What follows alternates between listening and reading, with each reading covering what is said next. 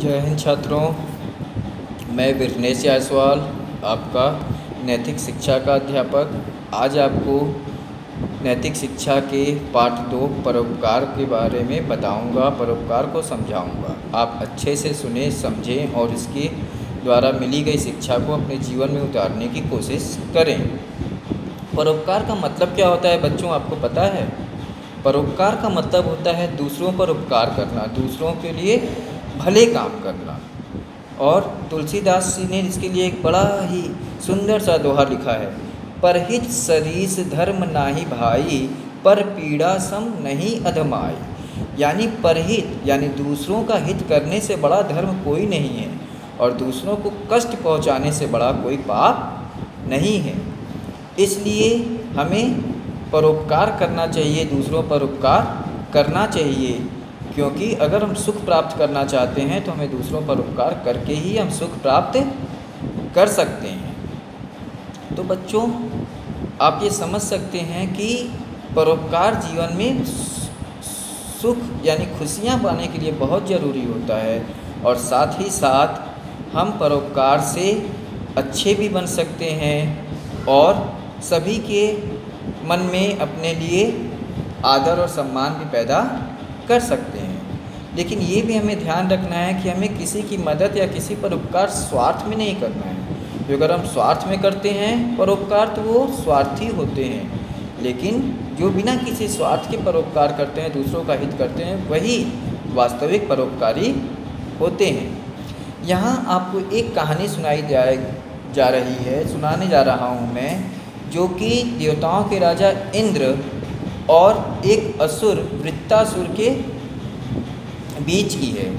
असुरों का राजा वृत्तासुर जो था वो बहुत ही शक्तिशाली था। उसने देवताओं के राजा इंद्र पर हमला किया और उनको कैद कर लिया। मतलब सारे उनके जो देवता थे उन लोगों को कैद करके उन पर अत्याचार करने लगा। तब ये सभी देवता भगवान शंकर के पास जाते हैं और अपने दुखड़े को बताते हैं कि भगवान इस वृत्तासुर ने बड़ा ही आतंक मचाया है, हम लोगों को बहुत ही कष्ट दे रहा है। तब भगवान शंकर उन्हें बताते हैं कि वृत्तासुर इतनी आसानी से मरने वाला नहीं है।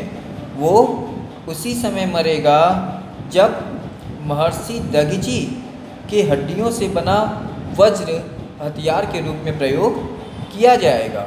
तो देवता अवाक रह जाते हैं कि एक जीवित ऋषि की हड्डियां कैसे मिलेंगी।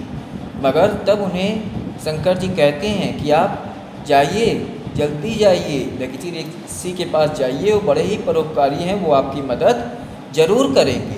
तो सारे देवता लोग दधिची ऋषि के पास जाते हैं और उनसे प्रार्थना करते हैं। तो दधिची ऋषि उनकी मदद करने के लिए तैयार हो जाते हैं। हालांकि उनके सभी शिष्य उनको बहुत मना करते हैं कि नहीं गुरुजी, आप ऐसे मत करिए, नहीं तो आपके बिना हम लोग कैसे रहेंगे, आपके प्राण चले जाएंगे। मगर वो किसी की नहीं सुनते हैं और आसन पर बैठे बैठे ही अपना शरीर त्याग देते हैं। और जब वो शरीर त्याग देते हैं तो उनकी हड्डियों को लेकर इंद्र एक वज्र बनाते हैं और फिर से वो युद्ध भूमि में जाते हैं।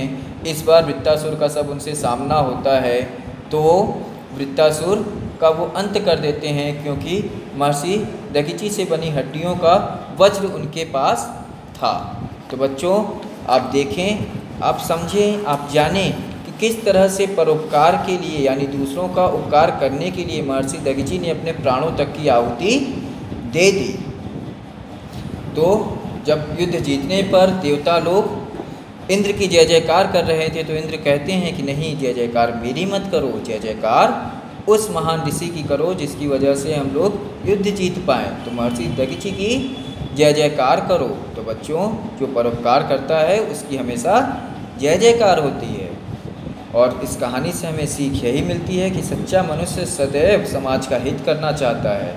अपना स्वार्थ तो पशु भी सिद्ध कर लेता है, दूसरों के काम आने वाला मनुष्य ही सही अर्थों में मनुष्य है। तो सब मिला जुला कर बच्चों यहाँ यही समझाने की कोशिश कर रहे हैं कि आप हमेशा दूसरों की मदद के लिए तत्पर रहो, परोपकार के लिए तत्पर रहो। जब आप अच्छा करोगे तो उसका वापस भी आपको अच्छा ही मिलेगा। अब इस अभ्यास से जुड़े कुछ प्रश्नों को हम समझ लेते हैं। बाकी सभी आप लोग इस अभ्यास कार्य को अपने पुस्तक में स्वयं से ही करेंगे। पहला प्रश्न है परोपकार का क्या अर्थ है? तो परोपकार का अर्थ है दूसरों का भला करना, दूसरों पर उपकार करना। तुलसीदास ने परोपकार के विषय में क्या लिखा है, पीछे हमने पढ़ के बताया था, आप उसे देख सकते हैं। वृत्तासुर कौन था? वृत्तासुर असुरों का राजा था। देवतागण दधीचि मुनि के पास क्यों गए? देवतागण दधीचि मुनि के पास मदद मांगने के लिए गए, उनकी अस्थियां मांगने के लिए गए, जिससे वो अस्त्र तैयार करके उस वृत्तासुर का अंत कर सके।